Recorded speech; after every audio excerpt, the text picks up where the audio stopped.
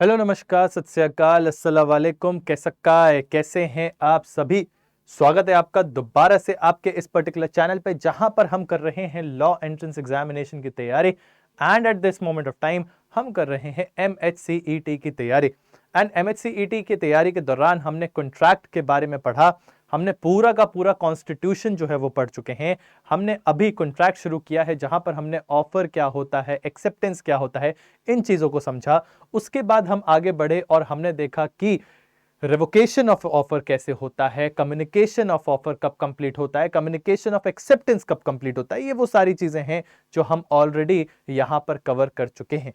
अब हम आते हैं आगे और आज का जो हमारा टॉपिक फॉर डिस्कशन है that is classification of contracts. कहने का मतलब कि आखिर कॉन्ट्रैक्ट्स कितने प्रकार के होते हैं, उनको किन आधारों पर क्लासिफाई किया जाता है, ये वो चीजें हैं जो आज हम पढ़ने वाले हैं। तो अगर अभी तक आपने इस पर्टिकुलर चैनल को लाइक नहीं किया है, चैनल को सब्सक्राइब नहीं किया है, तो प्लीज सब्सक्राइब कर दीजिए।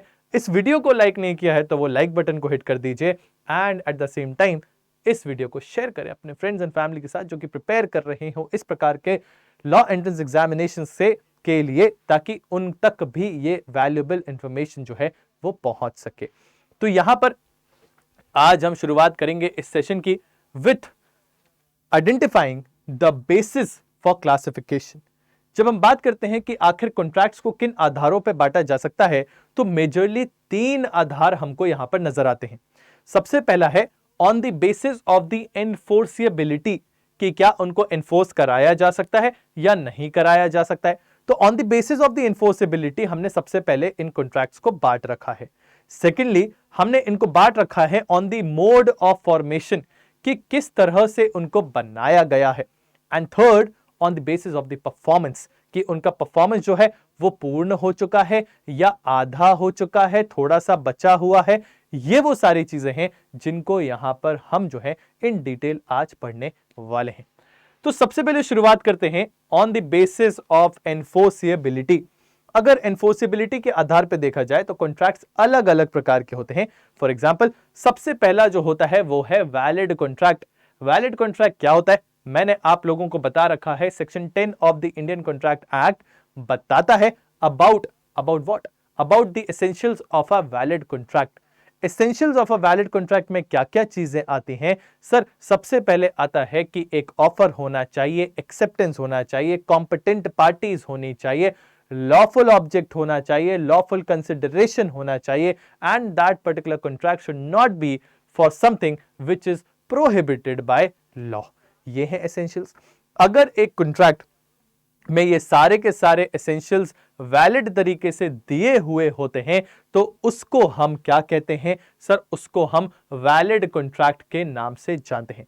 However the other one is the voidable contract.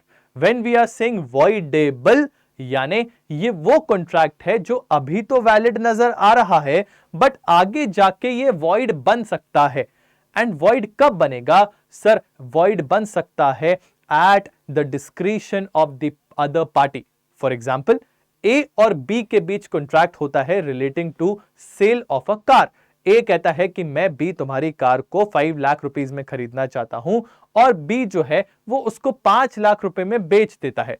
लेकिन अगर बी बाद में ये क्लेम करता है कि सर ये जो मेरी कॉन्सेंट यहां पर ली गई थी वो फ्री कॉन्सेंट नहीं थी, यानी that particular consent had one of the ingredients or one of the elements which vitiated the free consent। and कौन से हैं वो ingredients सर, या तो आपका coercion, या तो undue influence, या तो fraud, या तो misrepresentation, या फिर mistake। अगर इनमें से कोई भी एक चीज होती है तो हम ये कह सकते हैं कि जो कॉन्सेंट दी गई है वो फ्री कॉन्सेंट नहीं थी। एंड अगर वो कॉन्सेंट फ्री कॉन्सेंट नहीं थी तो जो पार्टी ये क्लेम कर रही है कि वो फ्री कॉन्सेंट नहीं थी, वो पार्टी इस कॉन्ट्रैक्ट को वॉइड करार करवा सकती है। And that is why this particular contract becomes voidable at the option of the other party. समझ में आ गया। Third one is sir void agreement. यहां पर हम इनको कॉन्ट्रैक्ट्स नहीं कह रहे हैं, क्यों? क्योंकि सर अगर वो पूरी वो सारी एसेंशियल्स उसको मिल जाए जो कि कॉन्ट्रैक्ट बनने के लिए है, तभी तो वो कॉन्ट्रैक्ट बन पाएगा। एंड अगर एक भी एलिमेंट, चाहे आपकी कॉम्पिटेंसी ऑफ पार्टी हो वो ना हो, या फिर ऑफर सही तरीके से नहीं दिया गया, एक्सेप्टेंस नहीं था, तो सर जब ये इंग्रेडिएंट्स पूरे ही नहीं हुए तो क्या वो कभी कॉन्ट्रैक्ट बन पाएगा? Answer is no. Thus we call them void agreements. हम उनको क्या कहते हैं? Void agreements.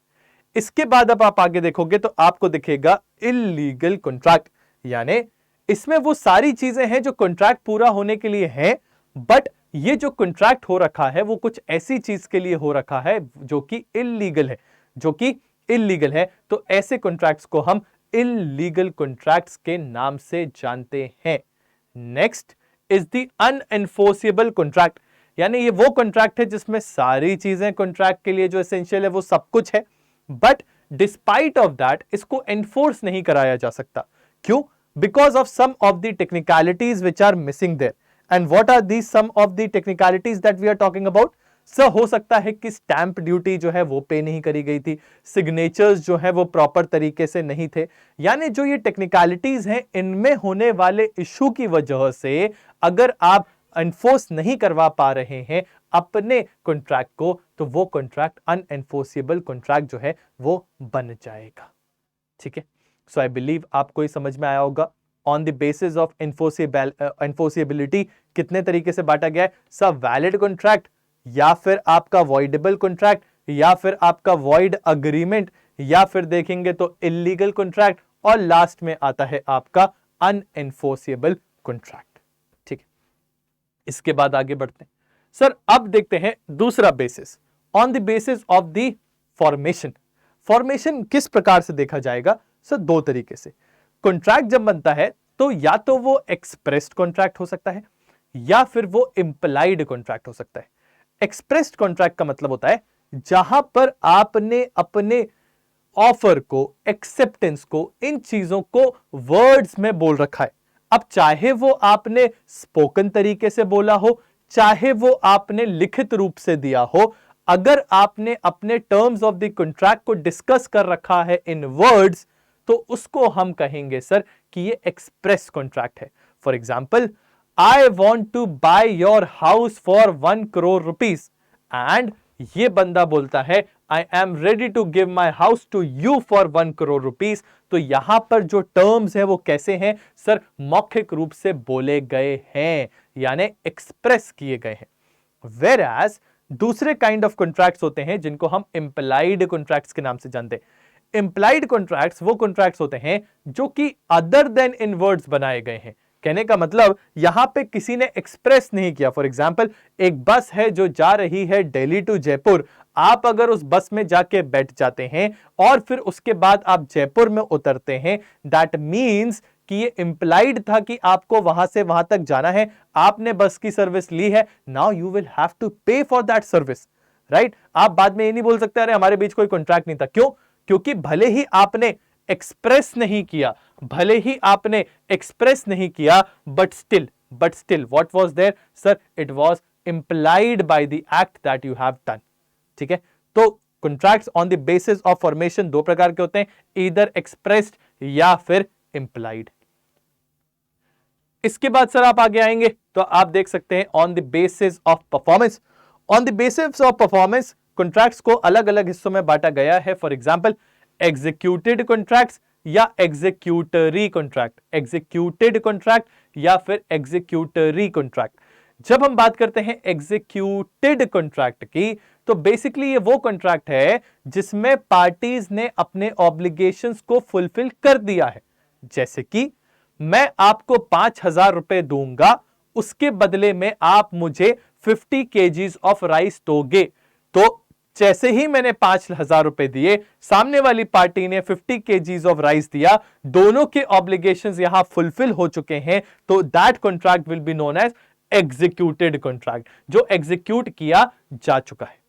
ठीक है, second one is the executory contract. Executory contract क्या होता है सर? जहां पर एक व्यक्ति ने अपने ऑब्लिगेशन को फुलफिल कर दिया है, दूसरे व्यक्ति ने पार्ट फुलफिलमेंट कर दिया है या अभी पूरा फुलफिलमेंट नहीं हुआ है, थोड़ा सा फुलफिलमेंट रह जाता है। फॉर एग्जाम्पल, अगर मैं कहता हूं कि मैं आपको दे रहा हूं 10,000 रुपीज, उसके बदले में आपको मुझे प्रदान करनी पड़ेगी 50 शर्ट्स, 50 टी शर्ट्स। ठीक है, तो अब जो कंपनी 50 टी शर्ट्स मुझे प्रदान करने वाली है वो कहती है कि मैं आपको ये 3 चीजें अलग अलग लॉट में प्रदान करूंगा। कितने लॉट में?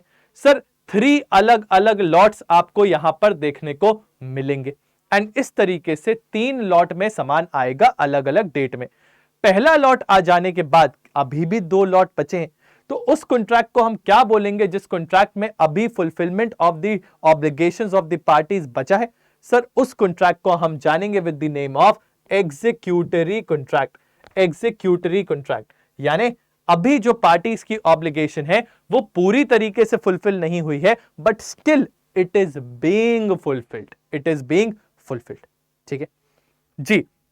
The other one is sir unilateral या फिर बायलैटरल कॉन्ट्रैक्ट। यूनिलैटरल कॉन्ट्रैक्ट्स वो कॉन्ट्रैक्ट्स होते हैं जहां पे एक पार्टी की ऑब्लिगेशन टुवर्ड्स द वर्ल्ड बनती है। For example insurance. इंश्योरेंस जब हम कराते हैं थर्ड पार्टी इंश्योरेंस, तो उसमें क्या होता है?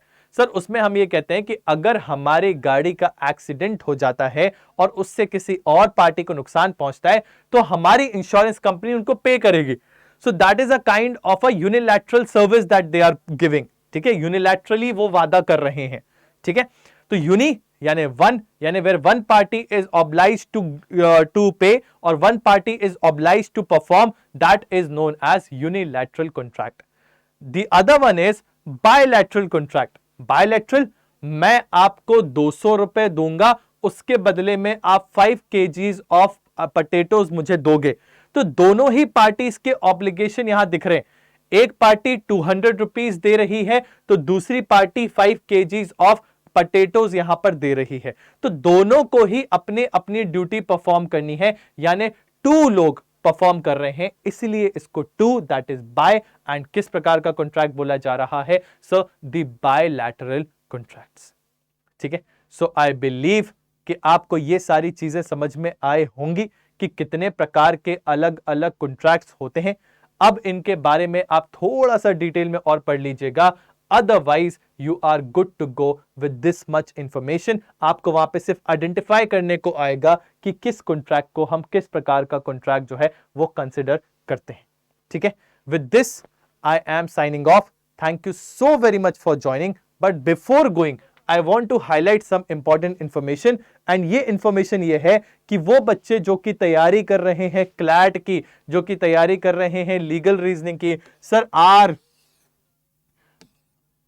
our team has come up with some of the curated courses जो आपके लिए क्राफ्ट किए गए हैं, जहां पर आपको क्लैट की अगर आप तैयारी कर रहे हो तो इंग्लिश, लीगल, क्वांटिटेटिव टेक्निक्स, आपको करंट अफेयर्स, लॉजिकल रीजनिंग, ये सारी की सारी चीजें यहां पर कवर करवाई जाएंगी।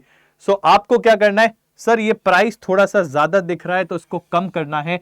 कैसे कर सकते हैं? आप हमारे पोर्टल पे जाइए, Y692 इस पर्टिकुलर कोड को यूज करिए। जैसे ही आप Y692 कोड का उपयोग करेंगे, you will get to see the maximum discount जो हमारे पोर्टल पे मिल सकता है।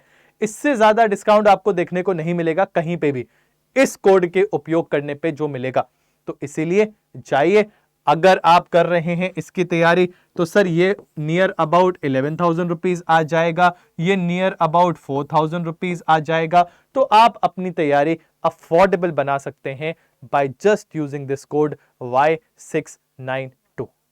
ठीक है, तो अभी तक अगर आपने इस चैनल को सब्सक्राइब नहीं किया है, I would also request you to subscribe the channel, ताकि और इंफॉर्मेशन और बड़ी बड़ी अच्छी अच्छी कॉन्सेप्ट्स आपसे छूटे नहीं और आप तक ये चीजें जो है समय पर पहुंचते रहें। With this I am signing off. My name is Aditya Rai. Thank you so very much for your valuable time. Keep studying, keep grilling. जय हिंद, जय भारत।